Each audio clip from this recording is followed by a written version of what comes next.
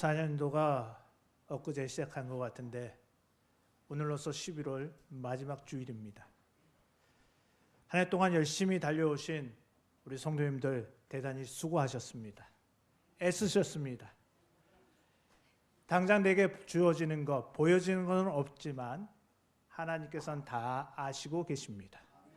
여러분의 수고와 애씀과 땀 흘림이 오늘도 사랑하는 우리 교사 헌신 예배로 이 자리에 함께한 우리 모든 성도들에게 주님의 놀라우신 은혜와 축복이 함께하는 귀한 시간이 되기를 소원합니다. 옆에 분과 이렇게 인사하면 좋을 것 같습니다. 우리 교회가 좋은 것은 따라하시죠. 우리 교회가 좋은 것은 바로 당신이 있기 때문입니다. 우리 한국 사람은 한 번만 하면 심심합니다. 3세판은 하셔야 될 것 같습니다. 다시 한번 따라하겠습니다. 우리 교회가 좋은 것은 당신을 바라보는 내가 있기 때문입니다. 아주 잘하십니다. 한 번만 더 하시겠습니다. 우리 교회가 좋은 것은 나를 변화시켜 주신 예수님이 계시기 때문입니다.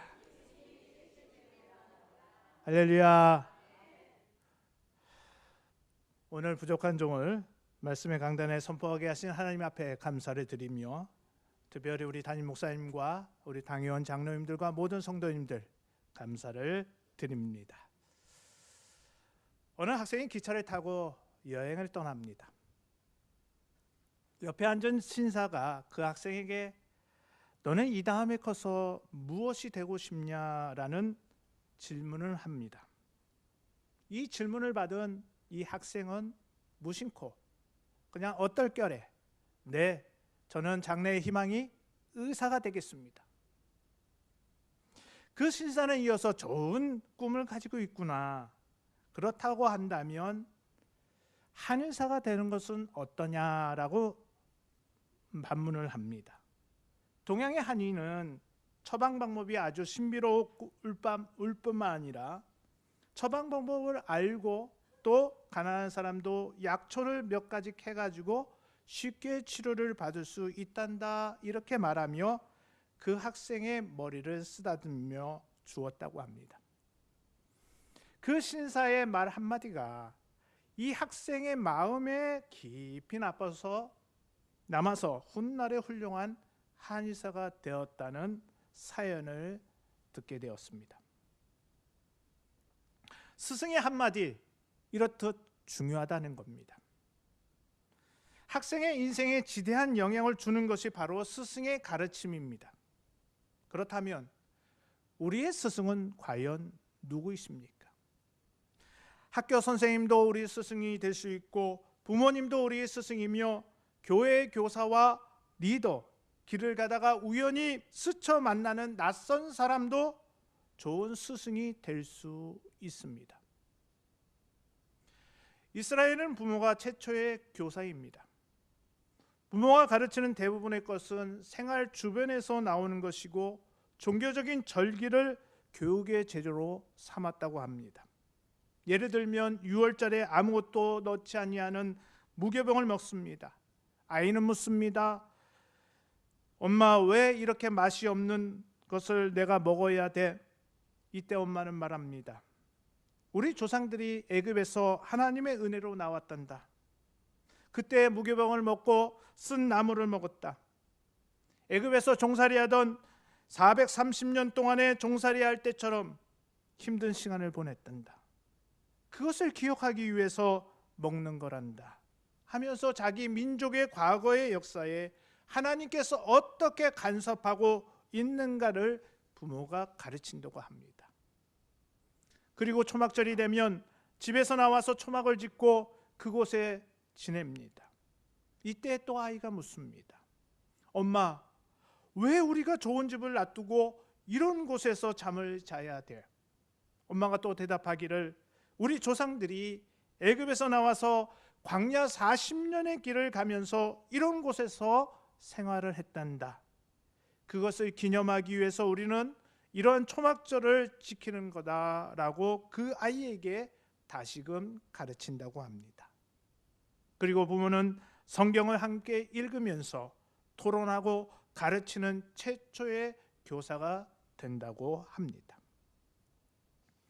길을 가다가 우리 아이의 머리를 쓰다듬어 주면서 너는 이 다음에 아주 커서 아주 훌륭한 사람이 되겠다라고 따뜻하게 말해주는 이름 모를 아저씨, 아주머니, 그들은 좋은 스승이 될 수가 있습니다. 평소 우리의 한마디 한마디가 누군가에게는 훌륭한 스승이 목소리가 될 수 있다는 사실을 잊지 말아야 할 것입니다. 기차 안에서 잠깐 만났던 낯선 신사도 스승의 목소리가 되어서 그 학생에게 영향을 주지 않았습니까? 세상에 훌륭한 스승들도 많지만 우리에게 진정한 스승은 어떠한 분이십니까? 여러분 나름대로의 인생을 살아오면서 좋은 스승을 아마도 가슴에 모시고 살아가는 사람들이 있을 것입니다. 그러나 우리 모두에게 있어서, 우리 인생에 있어서 제일 가는 스승은 예수 그리스도이심을 믿고 우리 마음판에 새겨야 할 줄로 믿습니다. 예수 그리스도를 통해서 참된 스승의 모델이 무엇인가?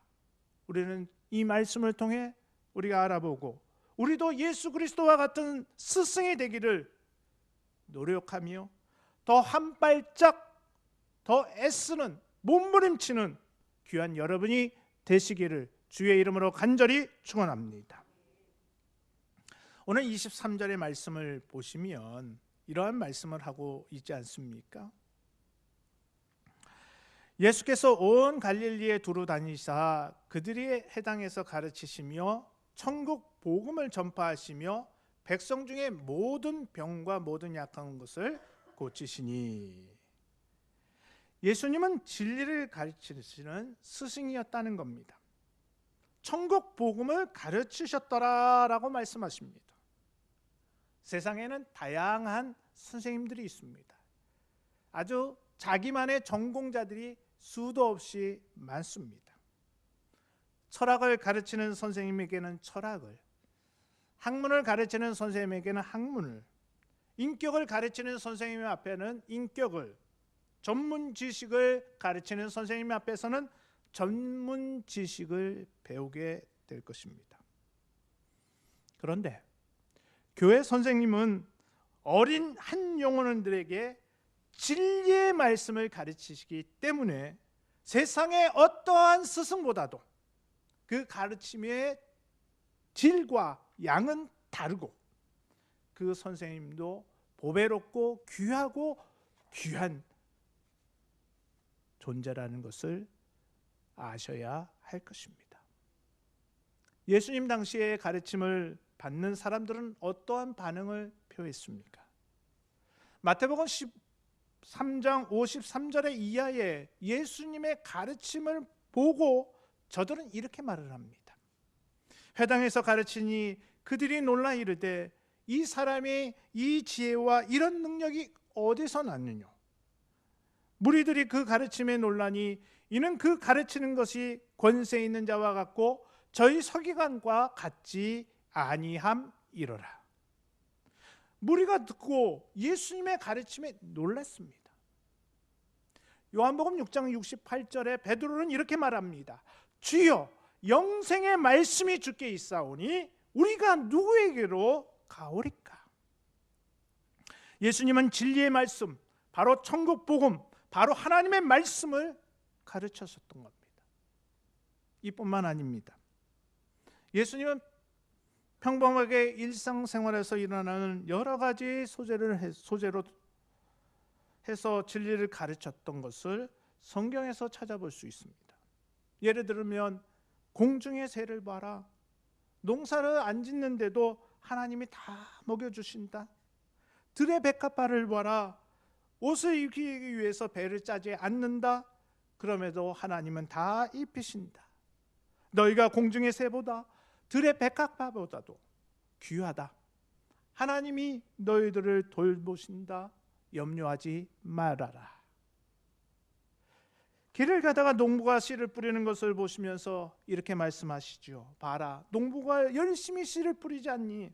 농부가 뿌리는 씨는 다 좋은 씨인데 씨가 뿌려지는 땅에 따라서 그 열매는 달라진다. 사람의 마음이 바로 이 땅과 같은 것입니다. 옥토와 같은 마음이면 어떤 씨를 뿌려도 좋은 열매를 맺습니다.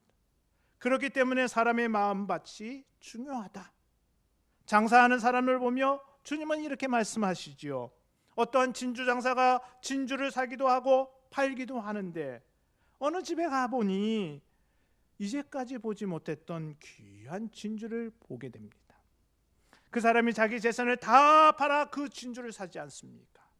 그 귀한 진주는 무엇인지 아느냐? 그것이 바로 하나님의 나라다. 천국이 바로 그 귀한 진주와 같은 것이다. 귀한 것이다. 포도밭을 보시고 주님은 이렇게 말씀하시죠. 저 포도나무 가지는 나무에 붙어 있기만 하면 열매가 저절로 맺혀지지 않느냐. 너희가 내 말대로 행하는 것이 내 안에 거하는 것이다. 너희가 내 말씀 안에 거하면 풍성한 열매를 맺을 수 있다. 예수님은 이와 같이 일상에 일어나는 모든 것들을 가지고 진리를 가르치고 계셨습니다. 이제 막 말을 배우는 아기가 엄마의 손을 잡고 길을 가면서 아이들은 이런 질문하지요. 이거 뭐야? 저거 뭐야? 이런 질문을 많이 합니다. 엄마는 이것은 꽃이고 저것은 열매라고 대답을 해줍니다. 그때 엄마가 이렇게 덧붙입니다. 이 꽃도 하나님이 만드신 것이다. 저 열매도 하나님이 맺게 해 주신 것이다. 이렇게 모든 것을 하나님이 만드셨다 하는 이 창조론을 자연스럽게 가르쳐 주는 것입니다.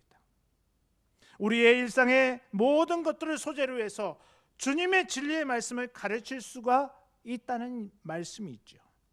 왜요? 주님이 그렇게 하셨기 때문입니다. 공생애 동안에 구약의 하나님의 말씀을 인용해서 가르쳐 주셨습니다. 구약의 말씀을 보면 이러한 메시아가 오고 그가 어떻게 고난을 받고 또한 나는 율법을 폐하러 온 것이 아니다. 이 모든 것을 완성하러 왔다고 하시면서 가르쳐 주시지 않았습니까? 바로 그렇습니다.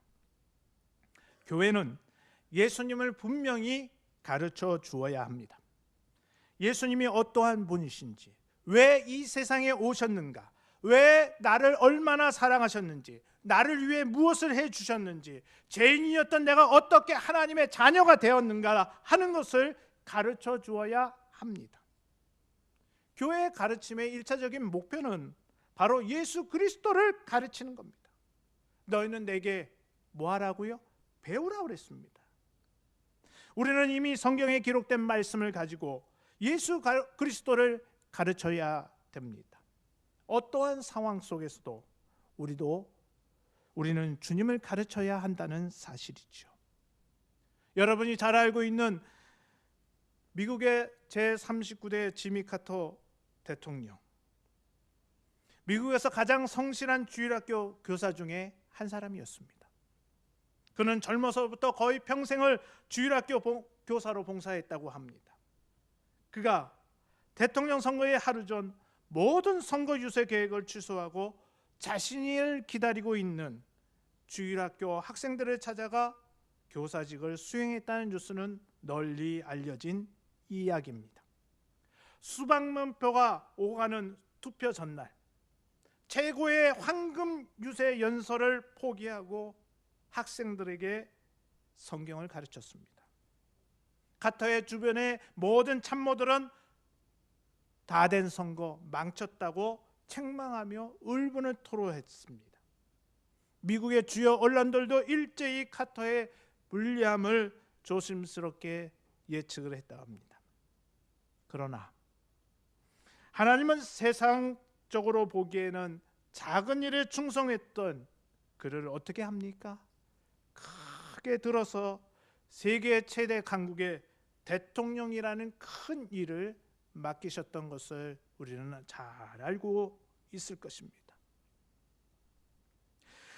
지미 카터 대통령은 미국의 대통령이 되는 것보다도 하나님이 맡겨주신 작은 일에 충성한 결과 미국의 제39대 대통령이 되는 복을 받았다는 것이죠. 지금도 세계에서 인정받는 사람으로 하나님께서 세워주신 복을 받지 않았습니까? 성경은 이렇게 얘기합니다. 모든 행사와 경험을 하나님 앞에 맡기면 하나님이 책임져 주신다고 말씀하고 있지 않습니까? 세상의 교사들도 훌륭합니다. 그러나 아이들의 영혼을 위해서 기도하며 하나님의 말씀을 가르치는 주일학교 우리 선생님들이 정말로 소중하고 귀중한 스승이라 믿습니다. 예수님 모든 것을 행하며 또 가르치는 스승이 되어 주셨습니다. 마태복음 5장 19절의 말씀을 보면 이러한 말씀을 하고 있습니다. 그러므로 누구든지 이 계명 중에 지극히 작은 것 하나라도 버리고 또 그같이 사람을 가르치는 자는 천국에서 지극히 작다 일컬음을 받을 것이요 누군지 이를 행하며 가르치는 자는 천국에서 크다 일컬음을 받으리라. 할렐루야. 이를 행하면서 가르치는 사람은 천국에서 큰 사람이고 행하지 않고 말로만 가르치는 자는 작은 자라, 이런 말입니다. 계속해서 마태복음 11장 29절의 말씀을 보면 나는 마음이 온유하고 겸손하니 내게 배우라. 주님께서는 지극히 당시의 세리와 죄인들의 친구가 되어 주셨어요. 소외 계층의 친구가 되어 주셨습니다. 주님은 자기 자신의 말씀을 행하심으로 모든 이에게 모범을 보여주셨습니다. 사도 바울도 빌립보서 2장 5절에 이하의 말씀을 보면 너희 안에 이 마음을 품으라 곧 그리스도 예수의 마음이니 그는 근본 하나님의 본체시나 하나님과 동등됨을 취할 것으로 여기지 아니하시고 오히려 자기를 몸에 비워 종의 형체를 가지사 사람들과 같이 되셨고 사람의 모양으로 나타나셨으며 자기를 낮추시고 죽기까지 복종하셨으니 곧 십자가에서 죽으심이라. 겸손을 말씀만 하지 않으시고 주님은 십자가에서 죽기까지 낮아지고 또 낮아지셨다는 예수 그리스도에 관해서 바울은 이렇게 고백하고 있는 겁니다. 자기의 생명을 온전히 하나님 앞에 바쳐서 그의 생애를 통해서 하나님 아버지의 뜻만 이루어지기를 추구했던 예수 그리스도의 삶의 모습입니다. 주님이 겟세마네 동산에서 기도하셨지 않습니까?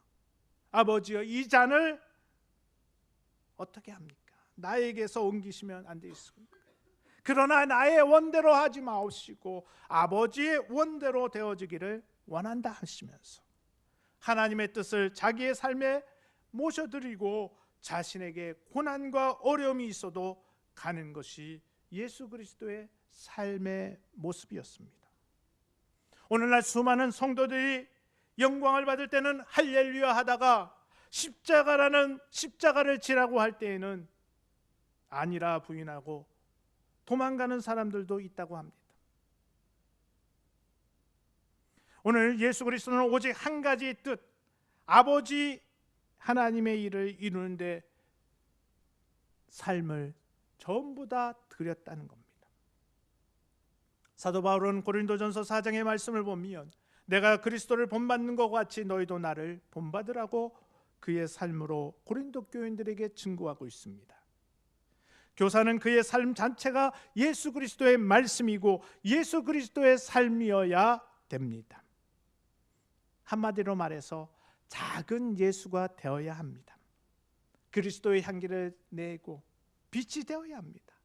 입으로는 예수 그리스도를 전하지만 삶이 따로 놀아서는 안 된다는 이야기지요.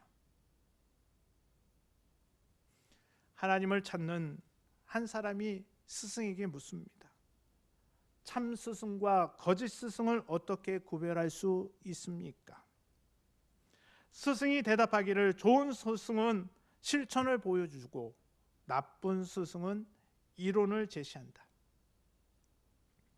평범한 선생은 일러주고 좋은 선생은 설명해주고 고급 선생은 실천하고 위대한 선생은 가마를 준다고 말입니다. 예수님은 삭개오라고 하는 사회에서 모든 사람들에게 비난을 받던 사람에게 어떻게 합니까? 가마를 줍니다. 그랬더니 삭개오 반응이 어땠습니까? 자발적으로 자기의 재산을 가난한 사람에게 나눠주겠다고 하는 회개의 역사가 그 현장에서 일어나지 않습니까? 한 가지 예를 듭니다. 미국의 오하이오주에 목수일을 하는 닉 틱슨이라고 하는 사람이 있었습니다. 그는 교사로서 처음 사명을 받은 후에 스스로 전도해서 반을 만들어 보라는 목사님의 말을 듣고 거기에서 주저앉지 않고 포기하지 않고 주일 아침 길에서 놀고 있는 3명의 아이를 발견하고 교회로 전도하게 됩니다. 그 아이들을 자기 반에 세워놓고 말씀으로 삶 전체를 그 아이들과 함께 애쓰고 성심을 다해 하나님의 말씀을 가르쳤다고 합니다. 그 3아이가 다 성인이 된 후에 선생님의 생일이 되면 생일 축하 카드를 보냈다고 합니다. 그 3명이 어떠한 사람이 되었을까요? 한 사람은 대통령 비서, 한 사람은 인도네시아의 선교사, 한 사람은 그 당시의 대통령이었다는 겁니다. 인격적인 가마가 한 시대의 지도자를 만들어 내었다, 이런 예화가 있습니다. 가정에서도 아이들에게 공부만 하라고 잔소리하는 것은 아이들을 인격적으로 가마를 주지 못합니다. 아이들에게 가마를 주며 그 아이의 인격이 달라질 수 있다는 겁니다. 실력은 인격을 만들어 주지 못합니다. 감동이 인격을 만들어 주는 것이죠. 우리는 기도로 격려, 우리의 삶 속에 그들을 감아주는데 실천적인 모습으로 그들에게 보여줄 수 있는 참다운 스승의 길을 걸어가야 해야 된다는 것이죠. 또한 성경은 이렇게 얘기합니다. 오늘 본문 24절의 말씀을 보시면 그의 소문이 온 수리아에 퍼진지라 사람들이 모든 앓는 자, 곧 각종 병에 걸려서 고통당하는 자, 귀신 들린 자, 간질하는 자, 중풍병자들을 데려오니 그들을 고치시더라. 각종 병자, 고통당하는 자, 그 사회에서 소외당하는 사람들에게 주님 앞에 찾아 나옵니다. 주님은 이들을 어떻게 외면하지 아니하시고 사랑으로 받아주십니다. 고통받는 것에 대해서 자유함을 주시기 위하여 병을 다 고쳐 주었습니다. 천국 복음을 가르칠 때 그냥 가르쳐 주신 것이 아닙니다. 사랑으로 가르쳐 주셨다는 겁니다. 예수님은 사랑으로 가르쳐 주시는 스승이었다는 겁니다. 왜 어머니의 말에 자녀들이 감동을 받을까요? 어머니의 사랑이 담긴 그 마음이 이 눈물과 함께 자녀들에게 전해질 때 그 자녀들이 감동을 받는 겁니다. 어떤 엄마는 아들이 말을 너무 안 듣기에 그냥 붙들고 1시간 내내 울었다고 합니다. 왜 우냐고 자식이 물어도 대답도 안 하고 그냥 마냥 울었답니다. 시간이 지나니 그 아들의 마음이 서늘해지기 시작했답니다. 그때부터 아이의 마음이 변하기 시작한 것입니다. 그게 뭡니까? 사랑 아니겠습니까? 요한복음 11장 33절로 35절의 말씀을 보면 예수님께서 그의 우는 것과 또 함께 온 유대인들이 우는 것을 보시고 심령의 비통이 여기고 불쌍히 여기사 이르시되 그를 어디에 두었느냐 이르되 주여 와서 보시옵소서 하니 예수께서 눈물을 흘리시더라. 예수님께서 죽은 나사로가 있는 무덤을 찾아가시게 됩니다. 예수님은 전능하신 분이십니다. 나사로야 일어나라 하시면 나사로가 살아날 것입니다. 한마디만 외치시면 되는데 그러면 죽은 나사로가 걸어 나올 것입니다. 엄청난 사건이 곧 실현될 것입니다. 그러나 이 놀라운 사건이 시작하기 전에 주님의 모습을 보세요. 주님은 사랑의 눈물을 흘리셨어요. 그를 불쌍히 여겨서 우신 것입니다. 요한복음 8장에서 현장에서 가늠하다 같이 잡혀온 여인에게 주님은 또 이렇게 말씀하시죠. 나도 너희를 정죄하지 않겠다. 가서 다시는 죄짓지 말라 말씀하셨어요. 정죄보다는 사랑이 우선이었습니다. 질책보다는 사랑이 우선이었다는 겁니다. 교육의 중요한 것이 무엇입니까? 사랑입니다. 사랑의 교육은 훌륭한 인격자를 키울 것입니다. 실력이 인격을 만드는 것 아닙니다. 여러분이 잘 알고 있는 나폴레옹이나 알렉산더, 그 사람은 무기를 가지고 세계를 정복하려고 했으나 결국은 어땠습니까? 실패했습니다. 그러나 예수 그리스도는 십자가에서 처참하게 죽으셨습니다. 그것은 사랑이었습니다. 그 사랑을 가지고 전 세계를 정복했습니다. 한때 로마의 기독교 정책을 말살하려고 250년 동안 기독교 말살 정책을 펼쳐왔습니다. 그러나 로마는 오히려 어떻게 됐습니까? 기독교 국가가 되었습니다. 예수의 사랑이 전 세계를 정복해 버린 것입니다. 기독교의 복음은 사랑입니다. 십자가도 사랑입니다. 예수님이 왜 십자가에 죽으셨습니까? 사랑하셨기 때문입니다. 하나님이 왜 이 땅에 예수 그리스도를 보내주셨습니까? 하나님이 이처럼 세상을 사랑하셨기 때문입니다. 그런데 왜 오늘날 교회들이 율법화되는지 모르겠어요. 교회 안에 계층이 나누어져서 교회의 직분이 마치 계급인 양 가는지 모르겠어요. 그것은 잘못된 것입니다. 여러분이 잘 알고 있는 손양원 목사님 잘 아실 겁니다. 왜 그 목사님이 사랑의 원자탄이라 부릅니까? 두 아들을 죽인 원수를 데려다가 양자로 삼았기 때문입니다. 주님이 자신을 위해서 죽으셨다는 그 사랑의 마음을 본받아서 그 원수를 자신의 아들로 삼았다는 것이죠. 그리스도의 사랑입니다. 사랑으로 주님은 교육하셨고, 주님에게서 제대로 배운 사람은 사랑을 가르칩니다. 나눠줍니다. 베풀어줍니다. 여러분 마음에 사랑으로 가득 채우기를 간절히 소원합니다. 조건과 욕심의 마음으로 채우면 안 됩니다. 사랑의 마음으로 가득 채우면 모든 것이 아름답게 보여질 줄로 믿습니다. 예수 그리스도께서 이 땅에 오셔서 이렇게 교육의 모범을 우리에게 보여주셨습니다. 교사는 어떤 사람과 같습니까? 마치 정원사와 같다고 합니다. 정원사는 기술이 있어야 됩니다. 정원사의 노력에 따라서 정원이 아름답게 변합니다. 어떤 정원에 가보았더니 나무를 가지고 동물의 모양을 만들어 놓았습니다. 이처럼 교사의 영향에 따라서 교육이 달라집니다. 학력이 높은 교사가 좋은 교사가 아닙니다. 가르치는 일에 충실하고 교육을 천직으로 알고 목숨까지 바치는 교사가 좋은 교사입니다. 교사와 학생은 산모와 태아와의 관계가 같습니다. 태아는 어머니의 일부입니다. 엄마가 없이 태아는 이 땅에 존재할 수가 없습니다. 태아는 커가면서 엄마를 닮습니다. 신생아가 정상적으로 크기 위해서는 산모의 건강이 중요하다는 거 잘 알고 계시지 않습니까? 산모의 영양분 따라 그 태아는 잘 자라나게 될 것입니다. 어떤 스승이 이렇게 물었습니다.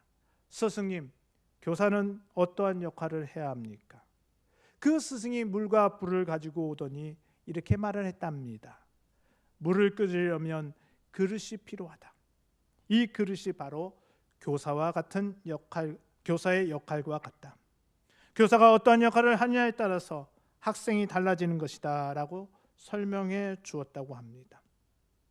여러분, 주일학교는 교회의 못자리판입니다. 모판입니다. 교사들은 이 중요한 이 모짜리판을 잘 가꾸어야 할 가장 큰 특명을 받은 사명자 중에 사명자라는 것을 인식해 주시기를 원합니다. 사랑으로 어린 영혼을 지도할 때에 그 영혼이 하나님의 나라를 아름답게 감당하는 큰 것으로 성장할 줄로 믿으시기를 바랍니다. 우리는 믿음이 어리고 연약한 자들에게 좋은 스승의 역할을 감당하는데 스승 대신 예수님을 모델로 삼아 좋은 교사 선생님들, 좋은 성도님들 되시기를 주의 이름으로 간절히 축원합니다. 보배를 오신 교사 선생님들과 우리 성도 여러분들이요, 우리 아이의 신앙, 이 아이들이 언제 크냐, 새신자가 언제 성장하느냐, 아무래도 나름대로 걱정이 되시겠죠. 성도 여러분, 한 사람의 그리스도인이 성숙한 신앙으로 성장하기까지는 여러 과정이 필요한 것 아니겠습니까?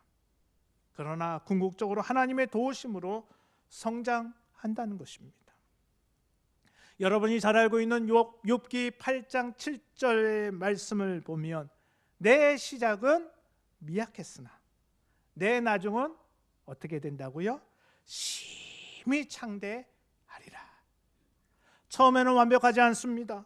처음에는 좀 부족해도 점진적으로 발전하고 성장하게 되는 겁니다. 그러므로 나는 부족하다 말하지 마시기 바랍니다. 우리는 작으니 적으니 없으니 안 된다, 이 말 하지 마시기 바랍니다. 말하는 대로 되기 때문입니다.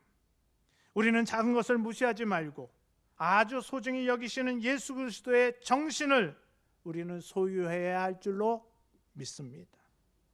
더군다나 우리가 감사할 것은 우리 교회는 주일학교 교사들이 있다는 겁니다. 이 교사들은 우리 교회의 어린아이들을 변화시킬 수 있는 생명을 가진 일꾼들이라는 겁니다. 생명의 복음을 전하는 우리 교사들을 좀 격려해 주시기를 부탁드립니다. 생명의 복음을 우리 자손들에게 전해주는 교사 선생님들을 존경하시기를 바랍니다. 교사들을 존경받는 교회가 되어야 합니다. 교사를 위하여 기도합시다. 교사를 위해서 감사를 합시다.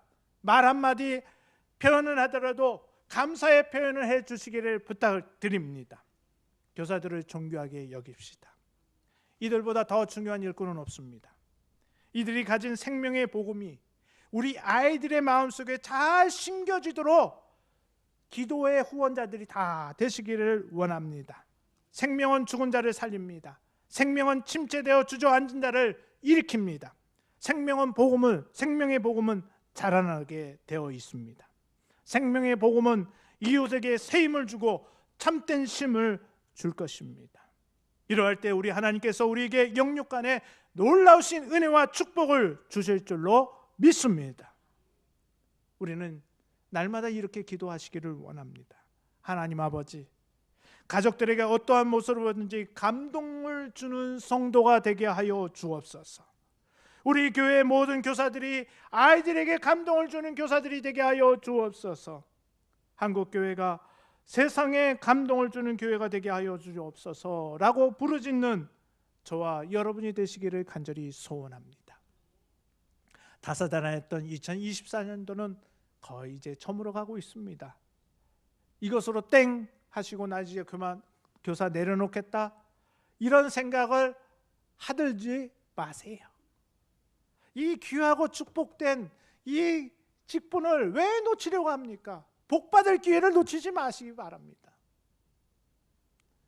또 하나님께서 우리에게 지혜 주시고 또 환경과 여건을 다 알아서 열어주실 것이고, 이 아이들이 여러분들의 기도와 격려와 또한 가르침을 통해서 커다란 한국의 큰 일꾼이 되지 않겠습니까?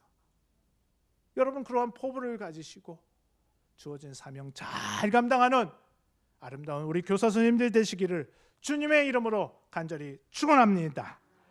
사랑의 하나님,